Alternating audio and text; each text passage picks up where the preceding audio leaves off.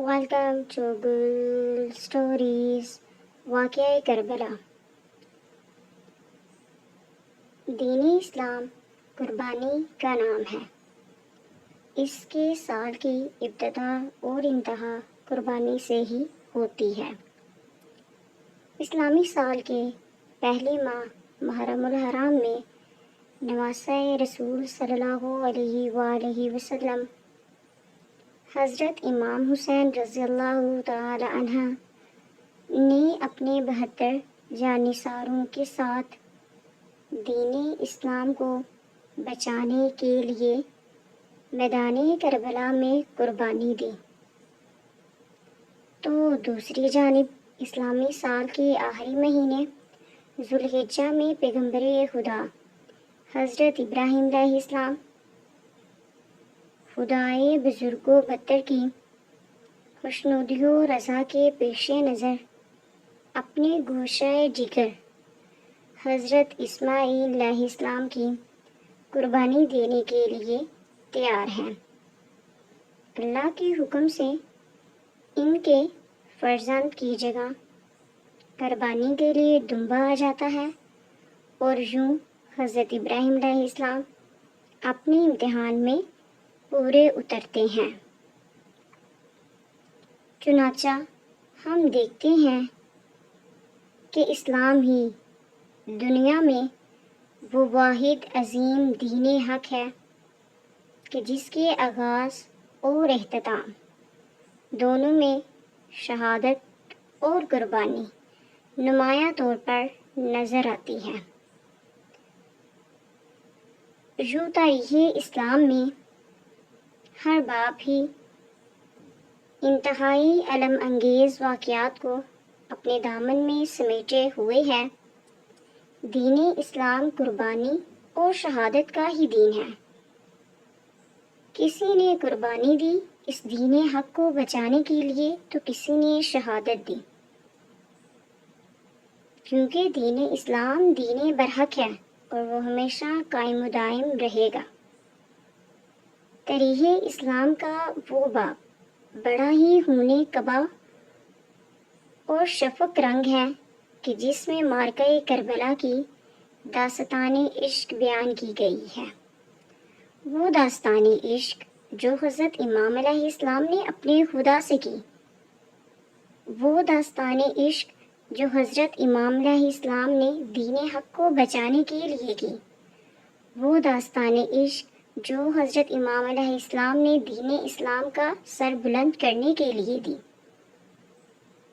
اور اس داستان عشق کو لکھتے ہوئے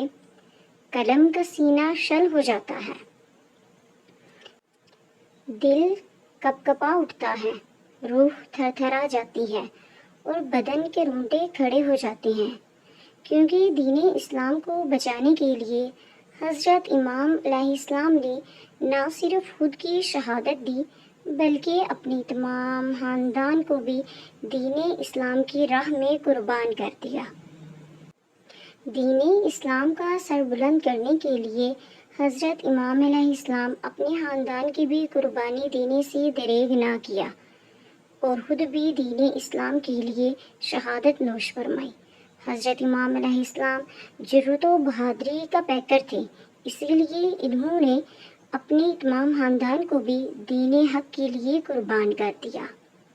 حضرت امام حسین وہ عظیم شخصیت ہے کہ جس کا مشورہ اس آئینے کی مانند ہے کہ جس میں حقیقی عزت، آزادی، شرف،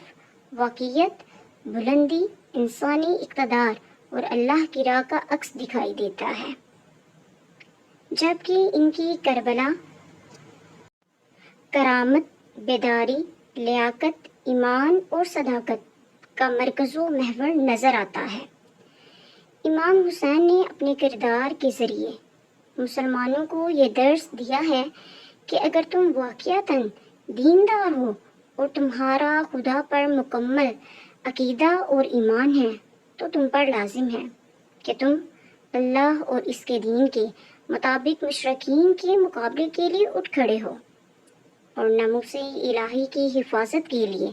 ذلت و رسوائی کی زندگی کو قبول کرنے سے انکار کر دو۔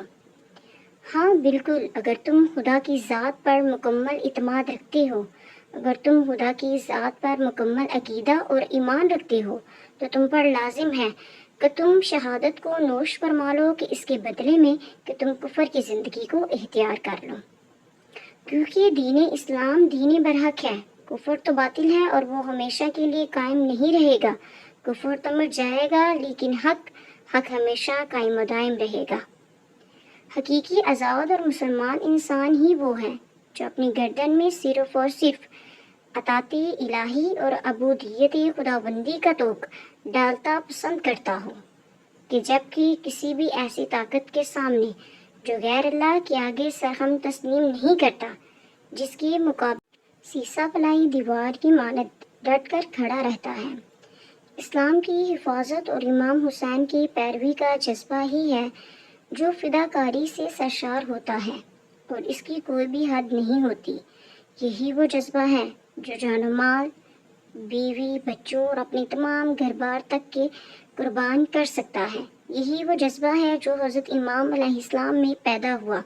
کہ جنہوں نے اپنے جان و مال، بیوی، بچوں اور اپنے خاندان کی پرواہ کیے بغیر دین اسلام کو بچا لیا اور اپنے خاندان کی بھی قربانی دی۔ حضرت امام حسین کو نہ تو ملک گیری کی ہوس تھی اور نہ ہی وہ ذاتی اقتدار چاہتے تھے۔ امام حسین کا مقصد شہادت دراصل اسلام کی آئینی عصمت کا نہ مٹنے والا نقش قائم کرنا تھا، ایک ایسا معاشرہ جس میں طاقت اور اقتدار کو حق نہ سمجھا جائے بلکہ حق کو حق سمجھا جائے، اسلام کی حفاظت ہو، اسلام کا سر بلند ہو اور اسلام کے مطابق اور قرآن و سنت کے مطابق ایک عظیم معاشرہ قائم کیا جائے، ظلم کے آگے بالکل بھی نہ جھکا جائے بلکہ ظلم کے آگے سیسا پلائی دیوار بن کر کھڑا رہا جائے۔ حضرت امام حسین نے اپنے عمل سے یہ بات ظاہر کر دی کہ اس پر عمل کرنے کی ضرورت محسوس کی جائے، ضمیر نفس کو رواج دیا جائے، انسانی ہمدردی، رواداری، امن پسندی، صبر، شجاعت، اثار و قربانی اور دشوار منظروں کے سامنے آنے پر پائے ثبات میں لگش نہ ہو۔ امام حسین کا یہ اعلان تاریخ اسلام میں کتنی اہمیت رکھتا ہے کہ اگر حکومت قرآن و سنت پر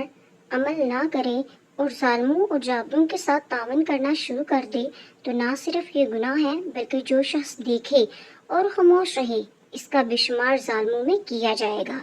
اور اسی طرح ذلت کی زندگی سے بہتر موت ہے۔ اسی طرح حضرت امام حسین نے اپنی بہادری سے یہ ظاہر کر دیا کہ دین حق ہی حق برحق ہے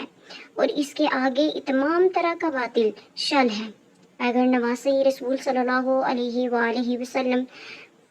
روز عاشوراء اپنے خاندان، رفقا اور عزیزوں کی قربانی پیش نہ کرتے تو نوع انسان یہ کہنے میں حق بجا لاتے کہ حق و باطل کے سامنے جھک گیا ہے، لیکن امام حسین نے میدان کربلا میں جو عظیم قربانی پیش کی ہے،